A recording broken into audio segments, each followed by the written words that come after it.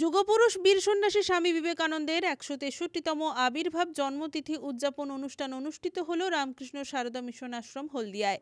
এই দিন মর্যাদা এবং সাড়ম্বরে এই অনুষ্ঠান অনুষ্ঠিত হয়। ভোরে বৈদিক মন্ত্র উচ্চারণ, গীতা পাঠ, স্তবগান ও মঙ্গল আরতির মধ্য দিয়ে যুগনায়ক স্বামী বিবেকানন্দের জন্মতিথি উৎসবের মাঙ্গলিক সূচনা হয়।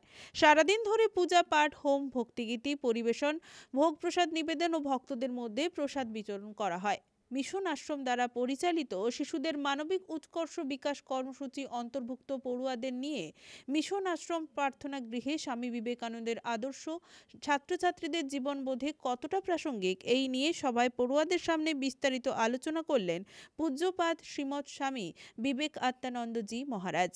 এই অনুষ্ঠানে সঙ্গীত পরিবেশন করেন দেবী শঙ্কর চ্যাটার্জি।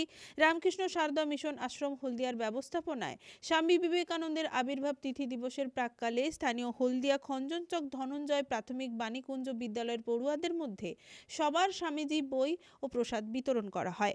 একই সঙ্গে জীবে প্রেম করে যেই জন সেই জন সেই ঈশ্বর এই মহান বাণীকে শ্রদ্ধা জানাতে এই দিন সকাল থেকে ইন্ডিয়ান অয়েল কর্পোরেশন লিমিটেড হলদিয়া মার্কেটিং ডিভিশন টার্মিনাল বি পরিসরের রোড সেফটি উপলক্ষে শতাধিক ট্রাক ড্রাইভারদের চক্ষু পরীক্ষা সচেতনতা শিবির অনুষ্ঠিত করা হয়।